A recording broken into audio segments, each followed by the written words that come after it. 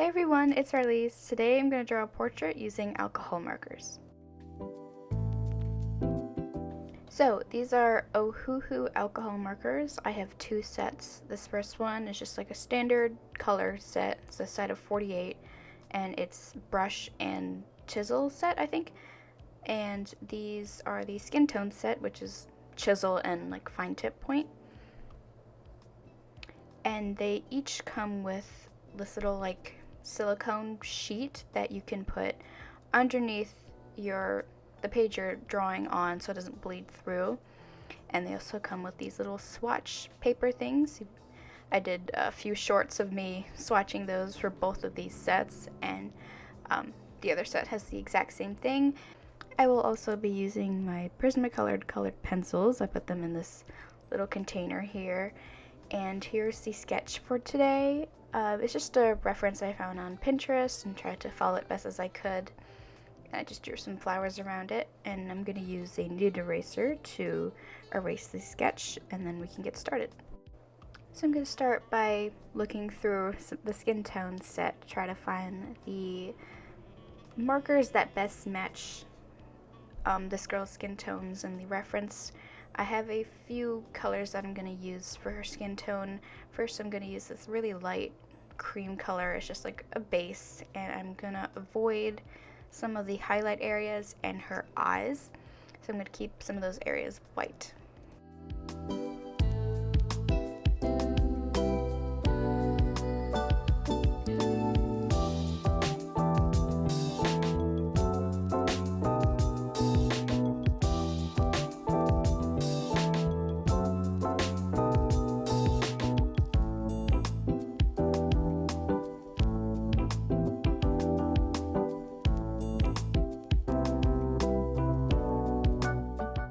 Then I go over that with a slightly darker shade to add some of these shadows.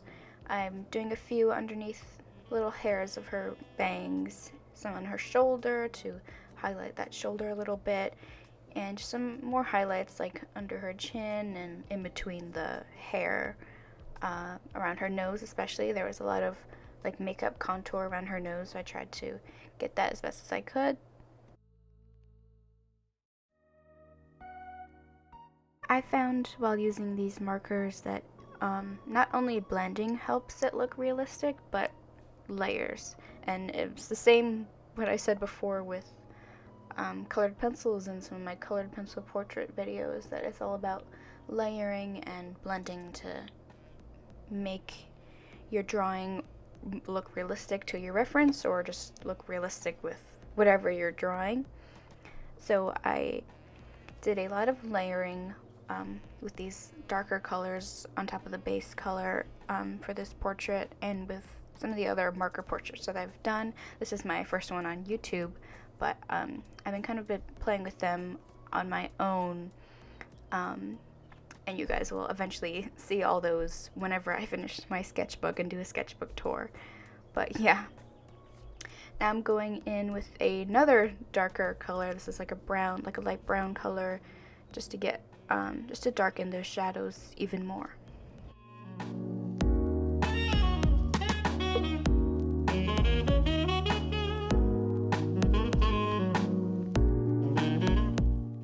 Now that I got those down, I'm going to use the first base color to try to blend the darker colors into the rest of the skin, so it's not just like solid. I wanted it to blend. I'm not sure if I'm blending right. I haven't been using these markers for a very long time, but I kind of figured out that kind of just like smearing them together, it kind of works. But yeah, and here I'm using a pinky color. Don't worry, it will dry a better color than it looks right now. And of course I'm blending that again with the first skin tone color. I'm just kind of coloring around the darker color, and once it dries, it pretty much blends well together. I'm also using that same pink blush tone color to get her little tear ducts in her eyes, so the eyes look real. And then I'm going to use this really dark brown color as a base to her kind of really dark brown like black hair. Just gonna use that as a base so that way I can do black over that, and there'll be like brown underneath. I don't know how to explain it. You'll see what I'm talking about, but I'm just gonna completely color in all the hair area brown, and then I'll go over that with black, and that way there's brown underneath. You'll see.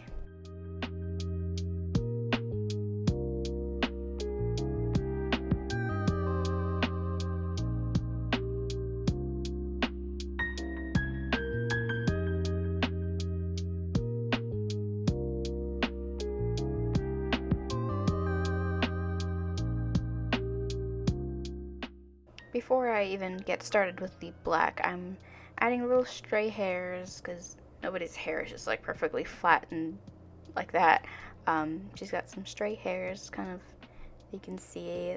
Just adding that. That's also one of my favorite things of drawing hair, just adding little fray hairs which kind of stick out. I did not have the perfect pink color for her, like kind of pinky red lips, and the reds that I had were just too dark of reds, so I didn't want to risk drawing out red, so I'm trying to do these two pink colors and try to do the same thing with colored pencils. Didn't have the perfect pinky red color for her lips either. It's a struggle with the lips. I'm figuring it out. But yeah, and using that same brown color for the hair for her eyes, and then I'm going to use a yellow for the little like pollen part of a flower, and then I use a few blue colors to draw the petals. I wanted to do the little blue flowers just to make it look fun in the background. I didn't have any good ideas for the background instead of just leaving it alone, so I decided to just draw some cute little flowers all around it, and it just really makes the portrait look a lot of fun, and that's what I've been trying to do in my new sketchbook, try to make all my portraits look really fun and add a lot of color to pretty much everything I can. And here we are using the black. As you can see, I'm trying to leave some spots that same brown color instead of coloring it all black. Just trying to do some fun highlights in the hair, or where, not like actual hair highlights, but like highlights.